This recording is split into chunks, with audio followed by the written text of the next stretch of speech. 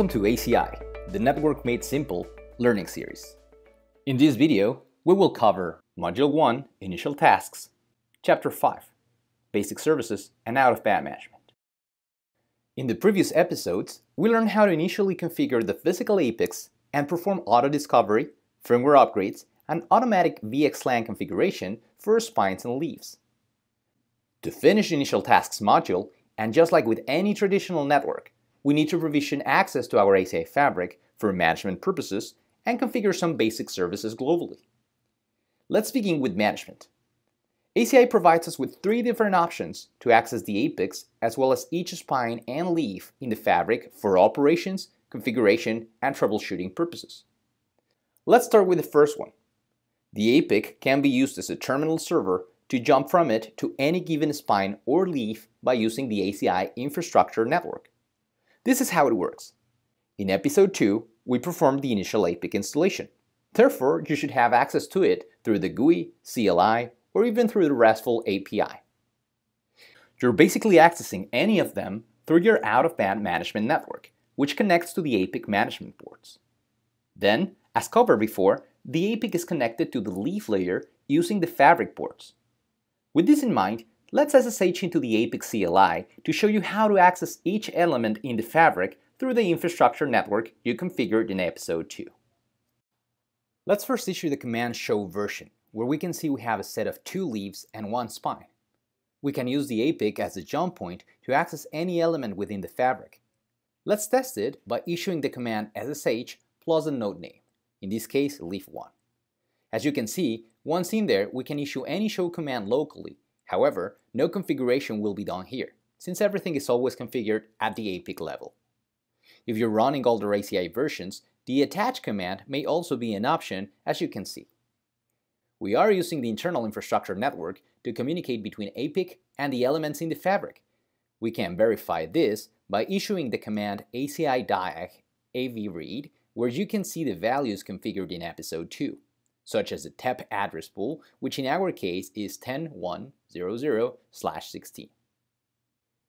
Then, by issuing the command ACI diag fmvread, we can see the actual IP addresses each spine or leaf got assigned from that TEP pool. Therefore, the SSH or attach plus node name command is equivalent to perform an SSH from the APIC to the corresponding device IP address. Now, as a second option, we could connect each spine and or leaf to the out-of-band management network directly through each device's management port, which is commonly located at the rear side of each switch and identified by this icon. This would allow us to directly access any device in the ACI fabric without APIC dependency. We will now use the GUI to take a look at how this configuration would look like. However, keep in mind you could also do this and any other configuration in the CLI as well as via RESTful API if you prefer. First, we will click on Tenants and go to the Management Tenant tab. The Management Tenant is one of the 3 default tenants in ACI, and it is an isolated network partition in our ACI fabric. We will cover tenants in detail in Module 3. Then, click on Quick Start and Out-of-Band Management Access. Now click on the Configure Out-of-Band button, which will take you to the Out-of-Band Management Configuration Wizard. Our first step is to define which nodes will have dedicated access to the OOB network. In my case, I will select every node except for the APICs, since I already provisioned OOB access for them in Episode 2 and I don't want to overwrite those IP addresses. It may sound obvious, but I already have cabled each of the selected nodes on their management port to the OOB network. I will now click Next and will provide the starting IP address and default gateway I want to use for these nodes. Make sure you have enough available IP addresses for these nodes on your OOB network. As the next step, I will allow access to anyone through the OOB network, so I will add 0000/0 in the Allowed External Hosts field, and then we'll let any type of traffic in and out of this node's OOB. You can obviously harden your configuration based on your security settings. Finally, let's click on Finish. We can now see that all nodes in the fabric got an OOB IP address. Let's verify it is working by trying to SSH to one of the node's IPs. We can now successfully access this node directly through the OOB network. You can issue some commands locally on the management interface, which corresponds to Ethernet 0, if you want to verify the IP assigned to it. There is a third method we can use in ACI to provide a management network called Embed. This is basically creating another network inside ACI within the management tenant exclusively for management purposes. If you would like to access this network from the outside, you will need to advertise it externally through an L3 out. We will cover L3 outs in Module 3, as well as email management configuration when we cover network insight resources in another module. We also need to make sure time is synchronized across our fabric, therefore NTP should be configured in ACI. We will do this in 3 steps. First, we will create a pod date and time policy using the wizard. Then, we will use that policy in a pod policy group. And finally, we will create a pod profile that will use that policy group, which includes our NTP policy. Let's begin.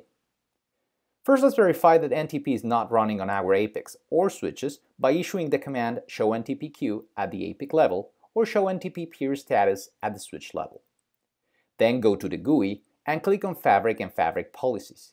On the Quick Start menu, click on Create an NTP policy, add a name to it, then specify the IP address of your NTP server, click on Preferred, and select the default management out-of-band network EPG, which will specify the OOB network from tenant management will be used for NTP purposes. Once the policy got created, click on Create a Policy Group, add a name to it, and use the date and time policy you just created. Finally, apply that policy group by creating a pod profile, which will include all the pods in our ACI setup. And we're done. We can verify it is working by logging to the switches and/or the APIC and issuing the same commands we once did before. You may also want to create additional users for your ACI fabric. This is a very quick 3-step process. First, go to the Admin tab and on the Quick Start menu, click on Create New Local Users and specify the username and password for it.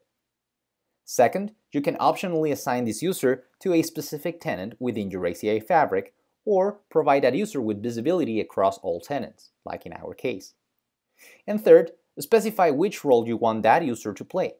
In our case, we will grant admin read-write privileges. That's it. There are other basic services you may want to configure initially, which won't be covered in this module, but that are simple enough to follow through Cisco.com documentation. Congratulations! This is the end of Module 1. Feel free to recap everything you learned by using our HTML5 walkthrough labs or see the full detailed ACI initial setup guide on Cisco.com. ACI provides you with a better, simpler, and secure network, any size, anywhere, and on any cloud. If you want to learn more about other common tasks and how ACI radically simplifies network provisioning and operations, please watch the rest of the videos in this series. Thanks for watching.